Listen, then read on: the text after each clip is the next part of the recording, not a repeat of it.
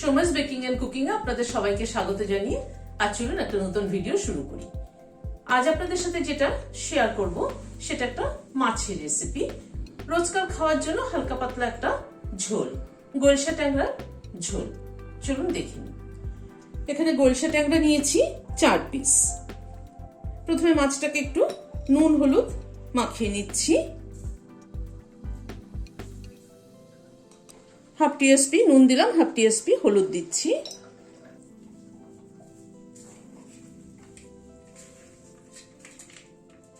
মাছটাকে ভালো করে নুন হলুদ মাখিয়ে নিলাম। নুন হলুদ মাখিয়ে মিনিট 5 মতো একটু রেখে দেবো। একটা মশলা একটু থেতো করে নিচ্ছি। এখানে 4 কোয়া রসুন দিলাম আর 2টো কাঁচা লঙ্কাকে ফাটিয়ে দিয়ে দিচ্ছি। সামান্য পরিমাণ একটু নুন দিচ্ছি। রসুন আর কাঁচা লঙ্কাটা থেতো করে নিচ্ছি। রসুন আর কাঁচা লঙ্কা একসাথে থেতো করে কিন্তু তেলের উপরে দিলে ফ্লেভারটা কিন্তু দারুণ সুন্দর হয়।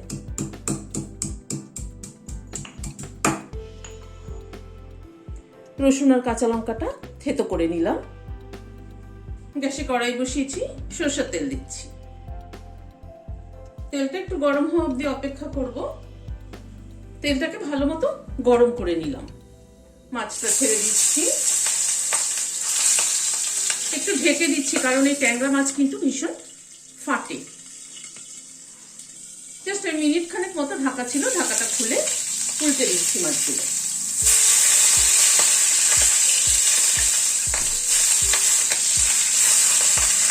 দিয়ে আবার একটু ঢেকে দিলাম। আবারও মিনিট খানেক মতো ঢাকা ছিল, ঢাকাটা খুলছি।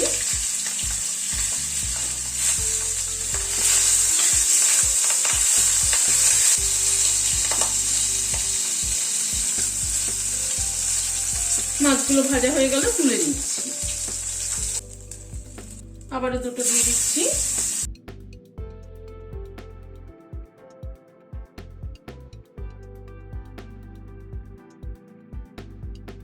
এই মাছ দুটো তুলে নিচ্ছি।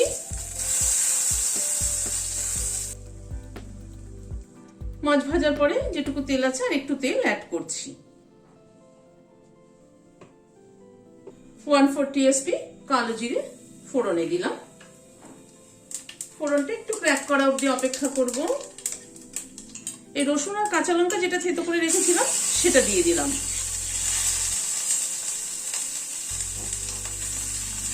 রসুন আর কাঁচা লঙ্কাটাকে হালকা করে ভেজে নেব। এটা কিন্তু পুড়ে ফেললে পরে এর ফ্লেভারটা নষ্ট হয়ে যাবে। হালকা একটু ব্রাউন হওয়ার পরে এখানে একটা পেঁয়াজ কেটে রেখেছি কুচি কুচি করে, সেটা দিয়ে দিলাম। পেঁয়াজটাকে ধীরে ধীরে ভেজে নেব। এই রসুন আর কাঁচা লঙ্কার ফ্লেভারটা অ্যাড হওয়াতে কিন্তু ঝোলের টেস্টটা কিন্তু একদম পাল্টে যাবে। আসলে গলসা ট্যাংরায় একটা স্মেল থাকে, সেই স্মেলটাকে যাতে না থাকে ঝোলের মধ্যে, সেই জন্য কিন্তু রসুন আর কাঁচা লঙ্কাটা অ্যাড করলাম। পেঁয়াজটাকে একটু ফ্রাই করে নিলাম। গ্যাসের ফ্লেমটাকে কমিয়ে হালকা করে পেঁয়াজটা ফ্রাই করলাম। এখানে হাফ টিএসপি আদা বাটা দিলাম। সামান্য পরিমাণ একটু হলুদ দিলাম, হাফ টিএসপিরও কম দিলাম। খুব সামান্য পরিমাণ একটু কাশ্মীরি রেড চিলি পাউডার দিলাম, জাস্ট কালারের জন্য। ঝালের জন্য তো কাঁচা লঙ্কাটা ইউজ করেছি। হালকা একটু নাড়াচাড়া করে নিলাম। নিয়ে এবার একটা টমেটো পেস্ট করে রেখেছি সেটা দিয়ে দিলাম।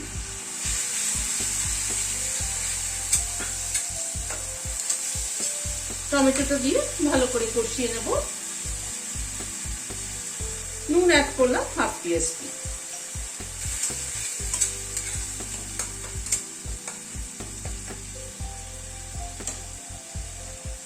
গ্যাসের ফ্লেমটাকে একদম লো করে দিয়ে 3-4 মিনিট সময় ধরে মশলাটাকে কষিয়ে নিলাম। আমি কিন্তু এখানে কোনো জিরে ধনের গুঁড়ো ব্যবহার করছি না, রোজকার খাওয়ার জন্য একটা পাতলা ঝোল করছি। সেই জন্য গুঁড়ো মশলাটা দিলে পরে একটু ঝোলটা ঘন হয়ে যাবে। সেই জন্য খালি টমেটো, পেঁয়াজ, রসুন দিয়ে আর আদা এটুকু দিয়েই আমার ঝোলটা রান্না করছি। গরম জল ঢেলে দিচ্ছি। এবার সেই মশলার পরিমাণও কিন্তু খুব সামান্য ব্যবহার করেছি। এবার ঝোলটা একটু ফুটতে দেব। ঝোলটা 2-3 মিনিট ফুটে ওঠার পরে মাছগুলো দিয়ে দিচ্ছি। কাচিয়ে তেলটা দিয়ে দিলাম। মাছটা ঝোলের সাথে মিনিট 2 একটু ফুটে উঠুক। মাছটা ঝোলের সাথে মিনিট 2-3 একটু ফুটে উঠলো। এবার খানিকটা ধনেপাতা ছড়িয়ে দিচ্ছি আর 2টো কাঁচা লঙ্কা মুখটা চিড়ে অ্যাড করে দিলাম ফ্লেভারের জন্য। একটু মিশিয়ে দিয়ে গ্যাসটা বন্ধ করে দিচ্ছি, দিয়ে ঢেকে দিচ্ছি স্ট্যান্ডিং টাইম 5 মিনিট ধনেপাতা কাঁচা লঙ্কার ফ্লেভারটা অ্যাড হওয়ার জন্য। মাছের ঝোলটার মধ্যে কালো জিরে ফোড়ন দিয়ে রসুন আর কাঁচা লঙ্কা থেতো করে দিয়েছি, তাতে কিন্তু ফ্লেভারটা খুব সুন্দর হয়েছে।